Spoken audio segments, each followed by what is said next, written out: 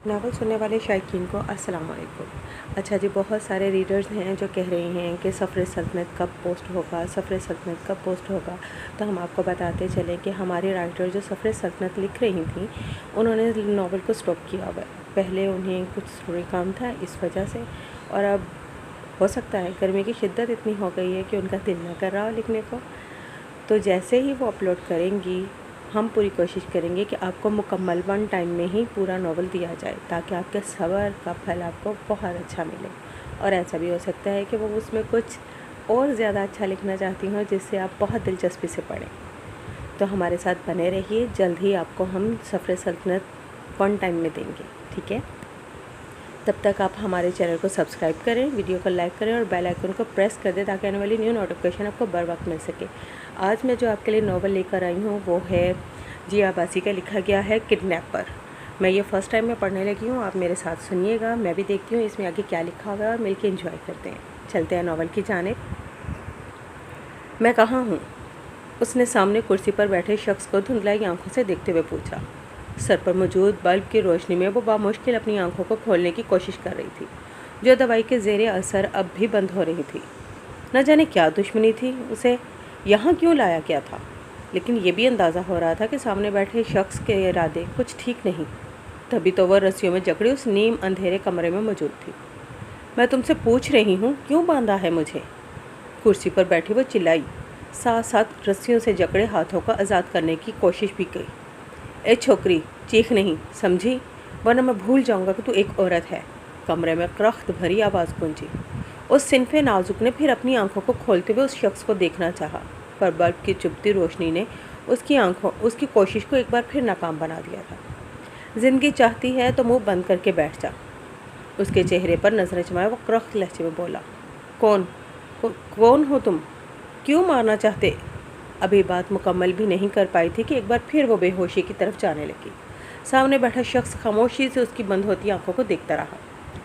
चंद लम्हे गुजरने के बाद अपनी कुर्सी से उठकर धीरे धीरे कदम बढ़ाता वो उसके पास आया और हाथ बढ़ाकर उसके चेहरे पर आई जुल्फ़ों को कान के पीछे करता ज़ेरे लब बड़बड़ाया। वो क्यों मारना चाहता है तुझे? वह अस्पताल के कमरे में बैठी बेबसी से अपनी माँ को देख रही थी, जो कैंसर के बाइस एक बार फिर इस अस्पताल में मौजूद थी। डॉक्टरों ने जवाब दे चुके थे, जिसके बाद से उसका दिल कर रहा था फूट फूट कर रहे। लेकिन जवेरिया की तबीयत के बायस वो खुद पर जब्त करती उनकी बातें सुन रही थी। आयमा, तुम्हें घर जाना चाहिए, काफ़ी थक गई हो। इस हालत में तुम्हें अपना ख्याल रखना चाहिए। वो नहीब सी आवाज़ में उसके भरे भरे वजूद को देखते हुए बोली। लेकिन मैं आपको छोड़कर कैसे जा सकती हूँ? उसने परेशानी से जवेरिया को देखा, जो तीसरी चौथी बार उसे घर जाने का कह रही थी। हसान है मेरे पास, तुम जाओ, उन्होंने कहते हुए 17 साला बेटे हसान की तरफ देखा, जो कुर्सी पर बैठा खामोशी से माँ बहन की गुफ्तगू सुन रहा था। ठीक है, पर कोई बात हो तो हसान मुझे फ़ौरन कॉल करना। वो कहकर उठ खड़ी हुई और उन दोनों को अलविदा कहती अस्पताल के कमरे से बाहर निकल गई। उसका दिल उदास था, बेहद उदास। कहने को तो जवेरिया उसकी सौतेली माँ थी, लेकिन उन्होंने कभी अपने सके बेटे हसान और आयमा में फ़र्क नहीं किया था। आयमा की माँ सीमा उसकी पैदाइश के दौरान ही खालिक हकीकी से जा मिली थी, जिसके बाद रमीज़ शेख ने आयमा को संभालने के लिए अपनी साली जवेरिया से शादी कर ली। मगर 3 साल पहले हार्ट अटैक के बायस वो भी उन तीनों को रोता छोड़कर अपनी आखिरी आरामगाह में जा सोए थे, और आज 3 साल बाद जवेरिया भी उससे खुद से दूर जाती महसूस हो रही थी। उसे खुद पर काबू पाना मुश्किल लगने लगा, इसलिए फ़ौरन टैक्सी लेकर घर की तरफ रवाना हो गई। माय वाइफ, तुम रो रही हो? स्पीकर से एहतशाम के मुतफक्कर सी आवाज़ उभरी। घर आने के बाद वो आराम करने की घर से बेड पर लेटी कि उसे एहतशाम की कॉल आ गई। डॉक्टर जवाब दे चुके हैं, वो बोली तो आवाज़ भर आ गई। तुम रोना बंद करो, इस तरह तुम्हारी अपनी तबीयत ख़राब होगी। एक काम करो, घर से बाहर निकलकर करीबी पार्क चली जाओ, उससे तुम्हारा दिल बहल जाएगा, बेहतर महसूस करोगी। आयमा तख्लीक के मराहिल से गुजर रही थी, इसलिए एहतशाम उसे चुप कराता हुआ बोला। वो उस वक्त इस्लामाबाद में था, मगर सुबह से कई बार कॉल कर चुका था। मैं अभी अस्पताल से आई हूँ और अब सोने लगी हूँ। बाद में सो जाना, घर से बाहर निकलो, तुम्हारी अपनी तबीयत ठीक रहेगी तो तुम हसान और जवेरिया आंटी को संभालोगी। वो नरमी से बोला। ठीक है, मैं हो आती हूँ, शायद इसमें ही कुछ हल्का फुल्का महसूस करने लगूँ। उसने हामी भरी। गुड, अब बाहर जाओ, फिर वापस आकर मुझे कॉल करना, बाय, मुस्कुराकर कहता हुआ कॉल काट गया। उन दोनों की शादी को 5 साल हो चुके थे। आयमा कराची की रहने वाले थे, जबकि एहतशाम का ताल्लुक़ इस्लामाबाद से था। लेकिन 7 साल पहले कारोबार के बायस वो कराची आया हुआ था, जहाँ उसकी मुलाकात रमीज़ शेख से हुई थी। चंद माह में उनकी अच्छी जान पहचान बढ़ गई थी, जिसकी बुनियाद पर रमीज़ शेख ने एहतशाम कुरैशी के साथ मिलकर अपना खुद का छोटा सा बिज़नेस शुरू करना चाहा। इस दौरान एहतशाम का उनके घर आना जाना काफ़ी बढ़ गया था। जब भी वो उनके घर आता तो अक्सर उसका सामना आयमा से हो जाता था।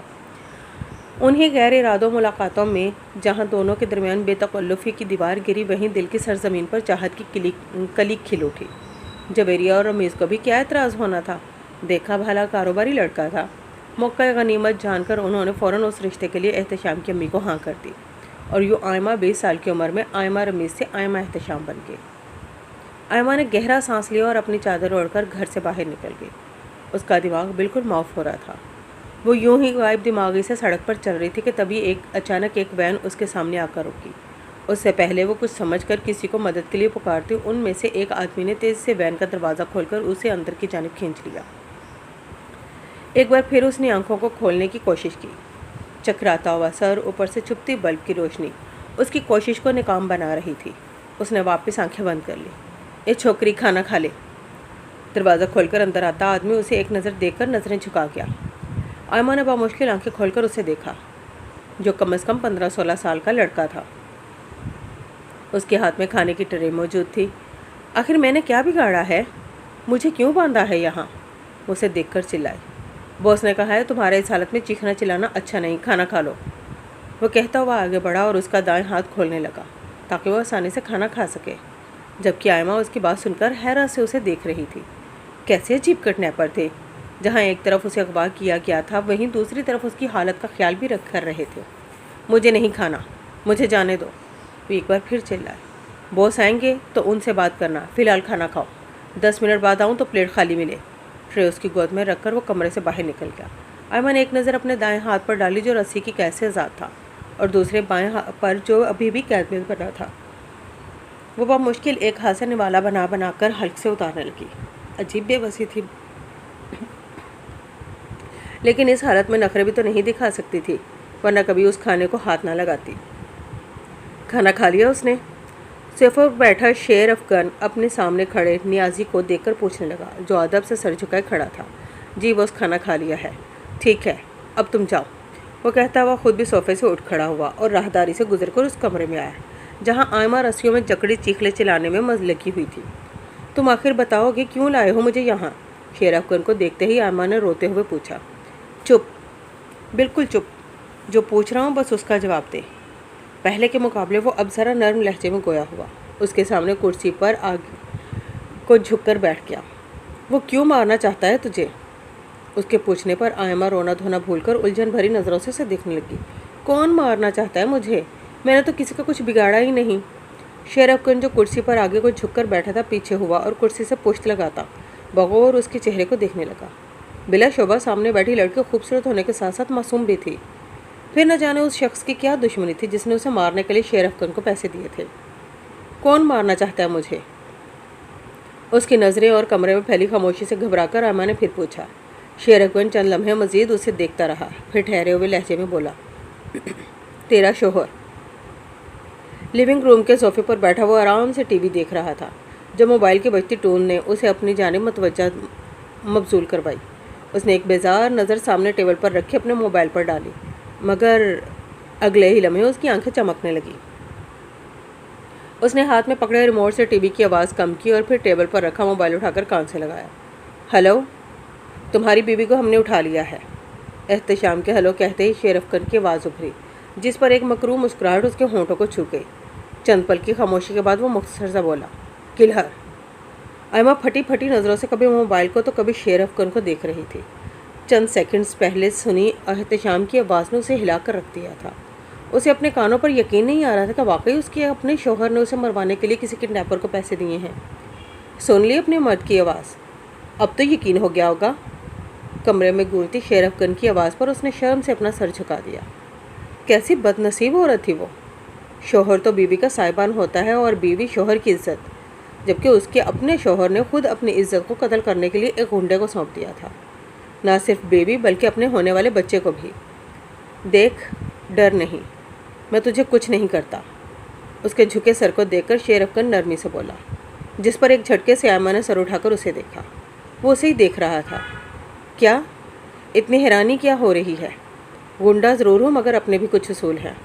वह सुकून से बोलता कुर्सी पर मज़ीद फैल कर बैठ गया। क्या मतलब? उसने डरते हुए पूछा। जान से ज़्यादा अब इज़्ज़त और अपने बच्चे की फ़िक्र सताने लगी थी। देख, हम औरतों और बच्चों का कत्ल नहीं करती, इसलिए बेफिक्र हो जा, तुझे कुछ नहीं करेंगे। मगर आयमा के गले में गिल्टी सी उभरी, न जाने वो उसे मगर के आगे क्या बोल दे। कहा ना डर नहीं, तुझे बस 1-2 दिन इधर रहना होगा, सुकून से बोलता हुआ आयमा का सुकून गारत कर गया। क्यों? वो तेज़ी से बोली। क्योंकि तेरे शौहर ने आधी रकम दी है, पूरी रकम तेरे कत्ल के बाद, इसलिए जब तक पूरी रकम नहीं मिलती तुझे नहीं छोड़ सकते। वो कहता हुआ उठ खड़ा हुआ। आयमा ने बेचैनी से उसे देखा। बेफिक्र होकर रहिए, कोई तुझे कुछ नहीं कहेगा, बस जैसा कह रहा हूँ वैसा करती जा। आयमा की परेशानी को भांप कर वो उसे यकीन दिलाता हुआ बोला। जानता था हर शरीफ लड़की को पहली फ़िक्र अपनी इज्जत की ही होती है। वो चंद लम्हे वहीं खड़ा उसके झुके सर को देखता रहा, फिर खामोशी से पलटकर कमरे से बाहर निकल गया। बाकी के पैसे कब तक भेज रहे हो? सुबह होते ही उसने एहतशाम को कॉल मिलाई थी और कोई भी दूसरी बात किए बगैर सीधा मुद्दे पर आया। मेरा काम हो गया? पलटकर सवाल किया। शेर अफगर ने मोबाइल कान से हटाकर तासुफ से नफ़ी में सर हिलाया। उसे आयमा के लिए अफसोस हो रहा था। वजह तो वो नहीं जानता था, पर यूँ एक शोहर का अपनी बीवी और होने वाले बच्चे को कत्ल करवाना उसे अच्छा नहीं लग रहा था। बस थोड़ी देर में तुम्हारा काम मुकम्मल हो जाएगा, उसके बाद मुझे मेरा पैसा चाहिए। ठीक है, 3 बजे तक तुम्हारे अकाउंट में पैसा पहुंच जाएगा, लेकिन कत्ल के वक्त उसकी चीखों को अपने कानों से सुनना चाहता हूँ, एहतशाम सफाकी से बोला। इतनी सी बात? तुम लाइन पर रहो, अभी तुम्हारी ख्वाहिश पूरी करता हूँ।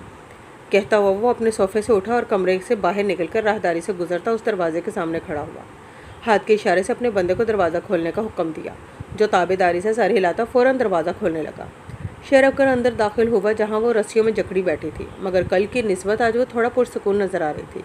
लो, अपनी बीवी की आखिरी बार आवाज़ सुन लो, कहने के साथ ही उसने हाथ में पकड़ी पिस्तौल आयमा की जानिब उठाई, जो हैरत से शेर अफगर को देख रही थी। कल तक तो वो बोल रहा था औरतों और बच्चों को कत्ल नहीं करते, और आज उस पर पिस्तौल ताने खड़ा था। तो तुम? उससे पहले वो कुछ कहती, कमरे में फायर की आवाज़ के साथ आयमा की चीख भी गूंज उठी। उम्मीद है तुम्हारी तसल्ली हो गई होगी। अब मेरा पैसा मेरे अकाउंट में पहुंच जाना चाहिए। फ़ोन कान से लगाया तो हक का माना अंदाज में कहता वो कॉल काट गया। फिर नज़र फेर कर सामने बैठी आयमा को देखा, जो अभी भी आंखों को सख्ती से मीचे हुए थी। आंखें खोल लो, मरी नहीं हो तुम। शेर अफगर की आवाज़ पर उसने बारी बारी अपनी दोनों आंखों को खोला। अपने ज़िंदा होने का यकीन कर उसने चेहरा मोड़कर दीवार की तरफ देखा, जहाँ गोली लगने का निशान मौजूद था। तुमने तो जान ही निकाल दी थी, एकदम उसकी ज़बान से फिसला। कहा था ना तुमसे, डरो नहीं, हम औरतों और बच्चों को कुछ नहीं करते। वो कहता हुआ उसके सामने रखी कुर्सी पर आ बैठा। आयमा को उसके बदले हुए अंदाज पर हैरत हुई थी, जो तू से तुम पर आ गया था, मगर उसने चेहरे की तासुरात से वाज़ेह नहीं होने दिया। वैसे मैं तुम्हारे भाई को भी जानता हूँ, इसलिए तुम्हें अगवा किया ताकि तुम्हारे शौहर की असलियत बता सकूँ। और ये लगा आयमा को एक और झटका। तुम मेरे भाई को कैसे जानते हो? मेरा ख्याल से तुम लियारी की रहने वाली हो। तो ये कि मैं भी लियारी में ही रहता हूँ। अक्सर तुम्हें तुम्हारे भाई के साथ आते जाते देखा था, जब कभी तुम इस्लामाबाद से कराची आती थी अपनी सौतेली माँ और भाई से मिलने। वो उसके तासुरात को बगौर देखता हुआ उस पर एक नया इंकिशाफ कर गया। आयमा हैरत से उसे सुन रही थी कि माँ के जिक्र पर उसे अस्पताल में मौजूद जवेरिया याद आ गई। मामा? क्या मैं अपनी मामा से बात कर सकती हूँ? नहीं, अभी नहीं। 3 बजे तुम्हारा शौहर पैसे मेरे अकाउंट में भेज देगा, उसके बाद तुम यहाँ से जा सकती हो। वो कहकर उठा और धीरे धीरे कदम बढ़ाता उसके सामने जा खड़ा हुआ। आयमा ने सर उठाकर उसे देखा। गले में गिल्टी सी उभरी कि तभी शेर अफगर ने उसके चेहरे पर आई लट को कान के पीछे किया और कुछ कहे बगैर कमरे से बाहर निकल गया, जबकि आयमा सांस रोके अब उस बंद दरवाजे को देख रही थी। वह खामोश बैठा जवेरिया को देख रहा था, जो आंखें बंद किए आराम कर रही थी। उनकी हालत कल से थोड़ी बेहतर हो चुकी थी। हसन ने गहरा सांस लेते हुए मोबाइल जेब से निकाला और आयमा को कॉल करने लगा। वो सुबह से 2 बार कॉल कर चुका था, लेकिन वो थी कि उठा ही नहीं रही थी। क्या हुआ, बात हुई? आंखें खोलते हुए उन्होंने नहीफ सी आवाज़ में पूछा। नहीं, कॉल नहीं उठा रही। उसने नफ़ी में सर हिलाया। एहतशाम को कॉल करके पूछा, तबीयत तो ठीक है ना उसकी? जी करता हूँ। इस बात में सर हिलाते हुए उसने अब की बार एहतशाम को कॉल मिलाई, जो दूसरी बेल पर ही उठा लेगी। हेलो।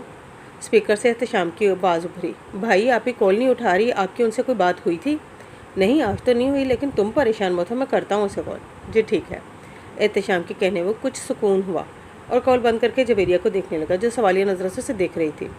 एहतशाम भाई बोल रहे हैं, उनकी थोड़ी देर पहले बात हुई थी, अभी वो सो रही होंगी, आप परेशान ना हो। जवेरिया की तबीयत के बायस उसने झूठ बोला। न जाने वो मुतमिन हुई या नहीं, पर खामोशी से दोबारा आंखें बंद कर ली। वो कुर्सी पर बैठी इर्द गिर्द का जायज़ा ले रही थी, जहाँ कमरे के एक कोने पर टूटी हुई लकड़ियों के सिवा और कुछ मौजूद न था। सर पर एक बल्ब लटक रहा था और उसके नीचे कुर्सी, जिस पर वो खुद कुर्सी से बंधी बैठी थी। कमरे में मौजूद एक खिड़की भी थी, मगर काफ़ी ऊंचाई पर होने के बायस सूरज की हल्की फुल्की रोशनी अंदर आ रही थी। पता नहीं टाइम क्या हो रहा है, उसने अफसुर्दगी से सोचा। शेर अफगानों से आज़ाद करने वाला था, मगर उसे समझ नहीं आ रहा था अब जाए तो कहाँ जाए। एहतशाम उसके साथ ऐसा भी कर सकता है, उसे हरगिज़ उम्मीद न थी। अगर वो खुद एहतशाम के मुंह से वो सपना सुनती तो भी उस गंडे पर यकीन न करती। क्या सोच रही हो? अंदर आते शेर अफगान ने उसे सोचों में गुम देखकर पूछा। वो खामोश रही। चलो, तुम्हारी वापसी का वक्त आ गया है। क्या? हाँ, अब तुम आज़ाद हो, मगर यहाँ तुम्हारे लिए बहुत ख़तरा है, इसलिए फ़ौरन ये शहर छोड़कर चली जाना। वो उसकी रस्सी खोलते हुए साथ साथ हदायत भी दे रहा था। पर मैं जाऊँगी कहाँ? वो उलझी। इस्लामाबाद। ये मेमोरी कार्ड और ये पैसे ट्रांसफ़र करने की रसीद रखो। वहाँ जाकर पुलिस को सबूत के तौर पर दे देना, ताकि तुम्हारे शोहर को गिरफ्तार किया जा सके। उसने दोनों चीज़ें आयमा की जानिब बढ़ाईं। वो हैरत से उसे देख रही थी, जो एक गुंडा होकर उस अजनबी लड़की की मदद कर रहा था। लेकिन मैं कैसे एहतशाम को जेल भेज सकती हूँ? तो क्या उसे आज़ाद छोड़ दोगी, ताकि वो अगली बार खुद अपने हाथों से मार दे? उसके माथे पर बल पड़े, जबकि आयमा चुप सी हो गई। चलो, बाहर टैक्सी खड़ी है, अपनी चादर से मुँह ढाँप कर बाहर जाओ। वो कहकर फ़ौरन कमरे से बाहर निकल गया। आयमा ख्वाब किसी कैफियत में चलते हुए उसके पीछे आई और टैक्सी में बैठकर अस्पताल की जानिब रवाना हो गई। कुछ देर जवेरिया और हसन के पास बैठकर वो जाने के लिए उठ खड़ी हुई थी, मगर जाते जाते उन्हें अच्छे से ताकीद कर गई थी कि एहतशाम का फ़ोन आए तो उसे ना बताए कि वो उनसे मिली है या इस्लामाबाद आ रही है। वो उसे सरप्राइज़ देगी, लेकिन दर हकीकत वो उसके इल्म में आने से पहले जल्द अज जल्द इस्लामाबाद पहुँचना चाहती थी, ताकि पुलिस के ज़रिए एहतशाम को गिरफ़्तार करा सके। एहतशाम ऐसा कर सकता है, मुझे यकीन नहीं आ रहा।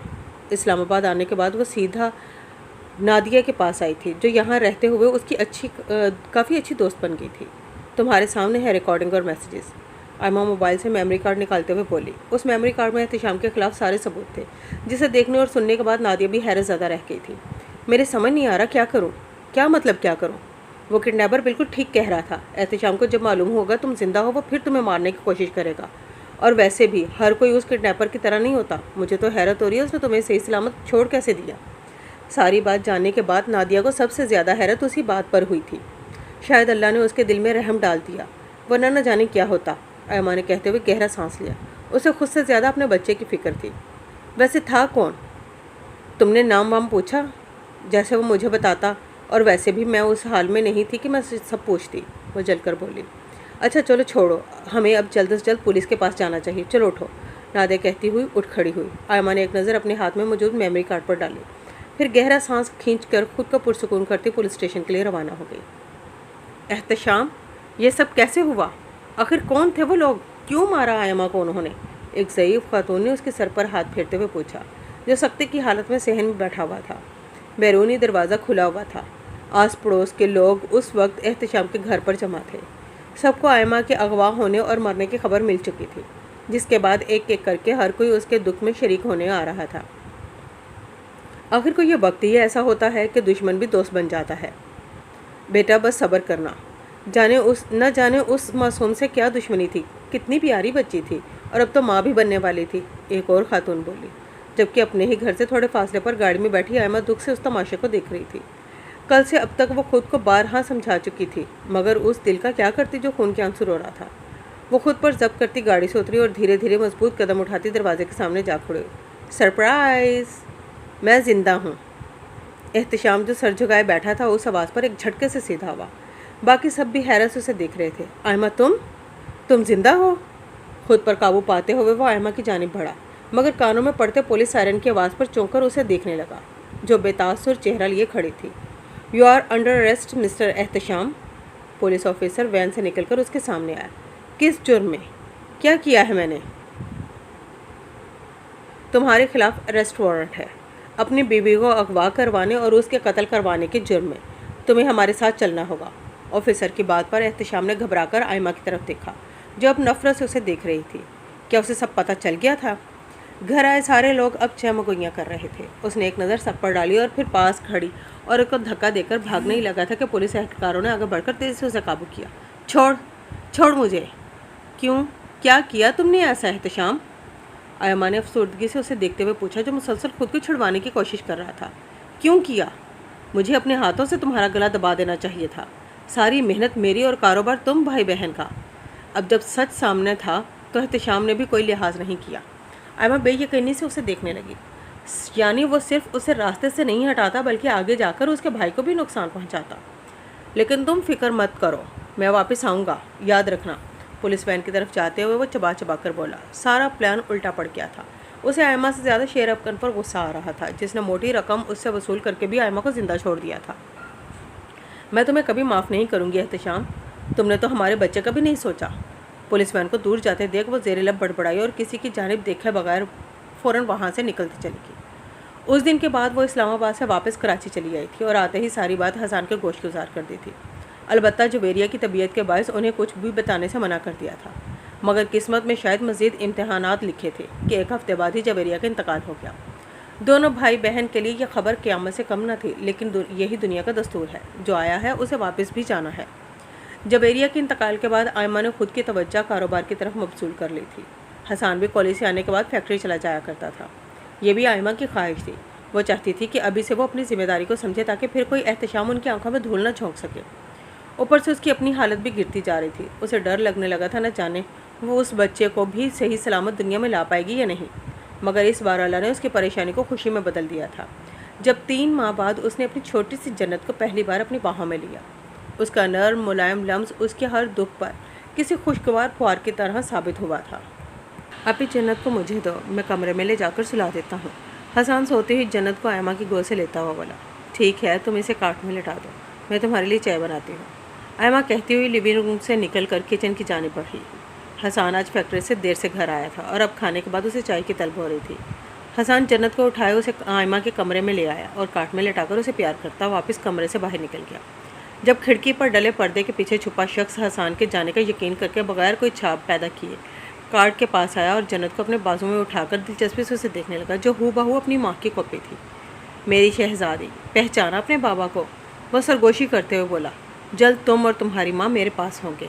उसके माथे पर बोसा देकर वो फिर उसके चेहरे के एक एक नुकूश को देखने लगा कि कमरे के बाहर होती आहट पर चौंका और जन्नत को वापस काट में लटाकर तेज से खिड़की के रास्ते बाहर निकल गया। एक कौन है? अंदर आती आयमा की नज़र उस पर पड़ते ही वो चिल्लाई। अपनी जानिब पुश्त होने के बायस वो उसका चेहरा नहीं देख सकी थी। क्या हुआ आपी? हसन उसकी आवाज़ सुनता फ़ौरन कमरे में आया था। कोई था, मैंने खिड़की से जाते देखा है, वो घबराई हुई बोली। एहतशाम के बाद एक खौफ सा दिल बैठ गया। हसन तेज़ी से आगे बढ़ा और खिड़की से बाहर देखने लगा, शायद कोई नज़र आ जाए, मगर वहाँ कोई होता तो नज़र आता। रात के बायस गली में सन्नाटा छाया हुआ था। वैसे भी ये लियारी का इलाका था, इतनी रात को यहाँ कोई बाहर निकलता नहीं था। वो खिड़की बंद करके वापस आयमा के पास आया, जो फक चेहरे के साथ खड़ी थी। वो अगर ना आती तो शायद वो शख्स जन्नत को नुकसान पहुँचा देता। कोई नहीं है, चलें आप जाकर मेरे कमरे में सो जाएं। वो जन्नत को कार से उठाकर उसके पास आया और उसे लिए कमरे से बाहर निकल गया। कहीं ये एहतशाम तो नहीं? वो अपना खदशा जाहिर करने लगी। वो जेल में है आपी, वो बाहर भी तो आ सकता है। अब क्या? हसन खामोश हो गया। वो खुद भी परेशान हो गया था, मगर आयमा की हालत देखकर उसने कुछ भी जाहिर नहीं होने दिया था।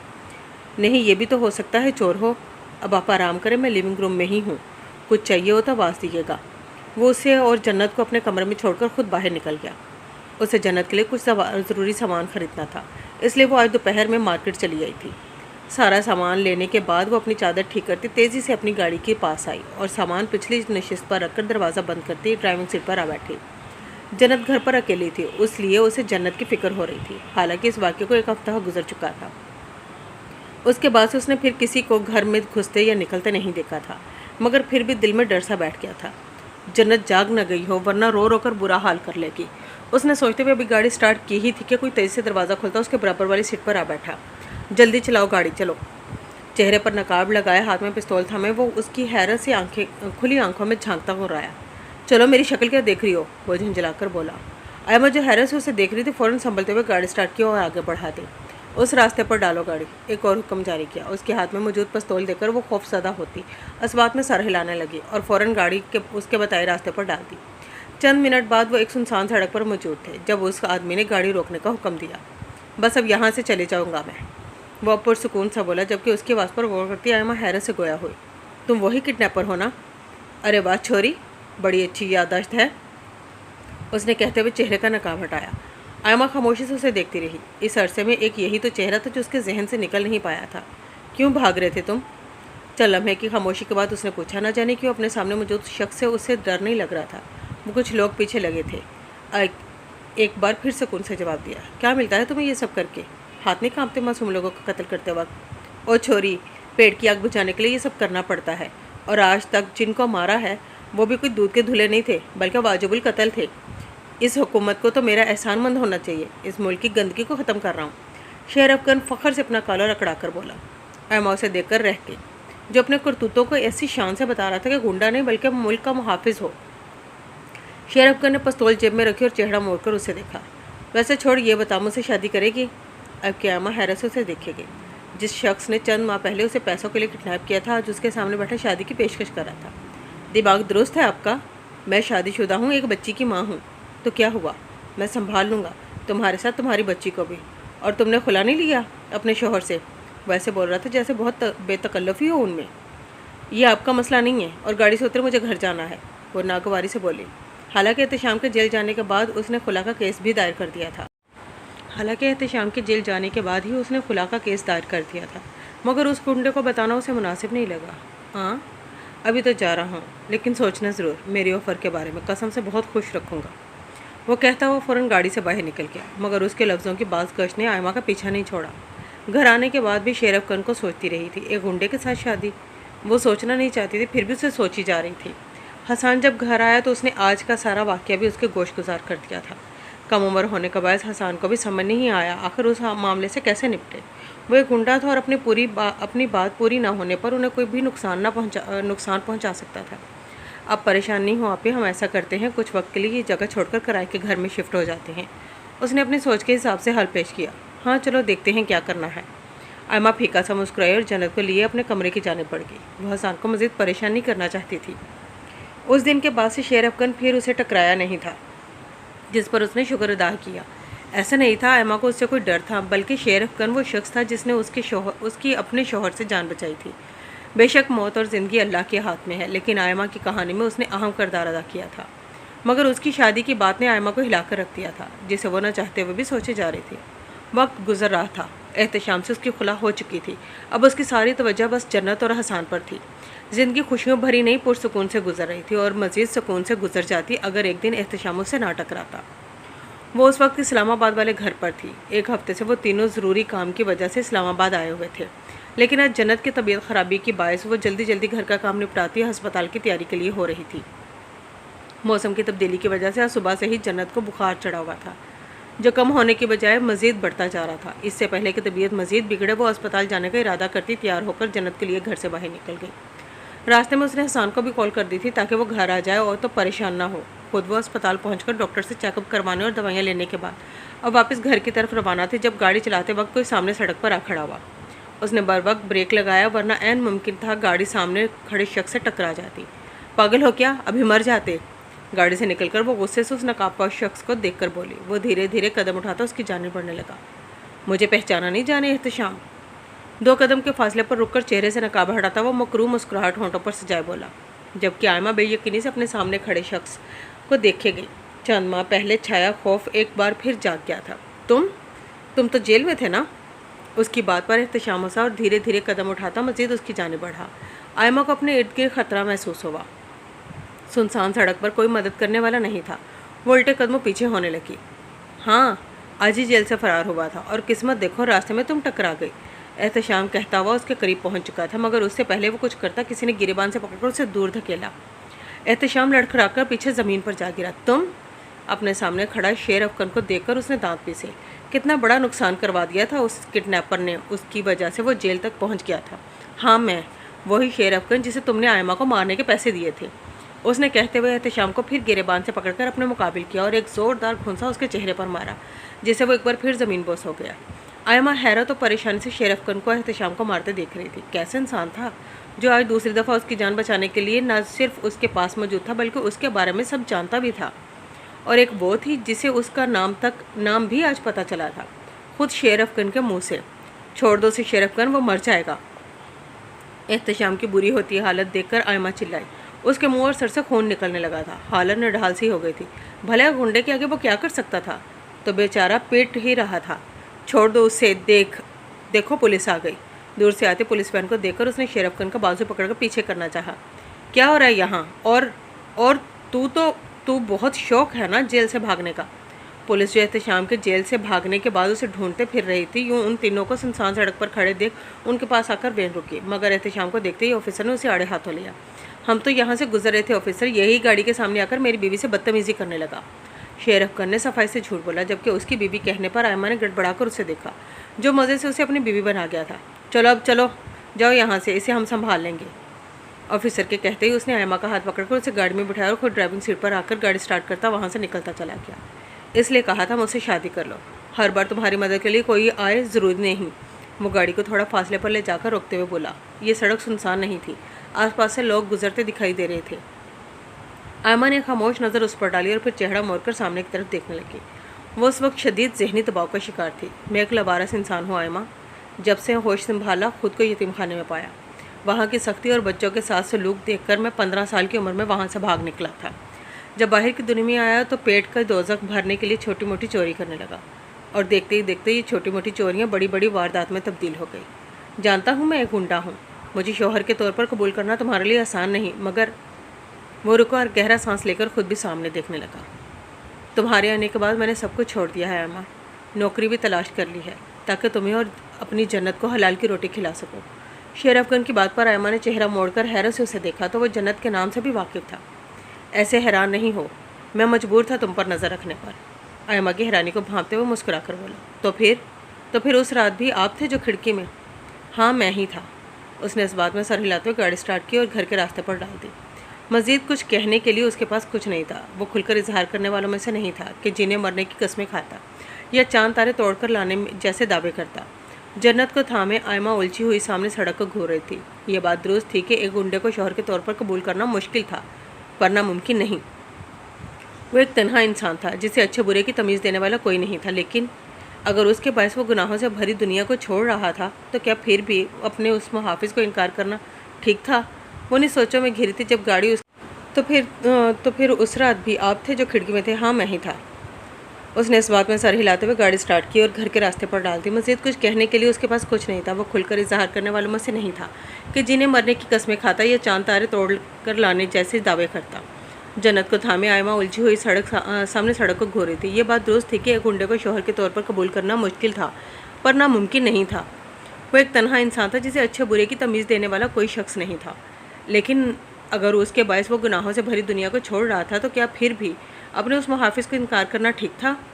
वो इन्हीं सोचों में घिरी थी जब गाड़ी उसके सामने घर के सामने जा रुकी। चंद पल गाड़ी में खामोशी छाई रही, जिसे शेर अफगन के वास ने तोड़ा। मैं कल जवाब लेने आऊँगा आयमा, तुम जो फैसला करोगे मुझे मंजूर होगा।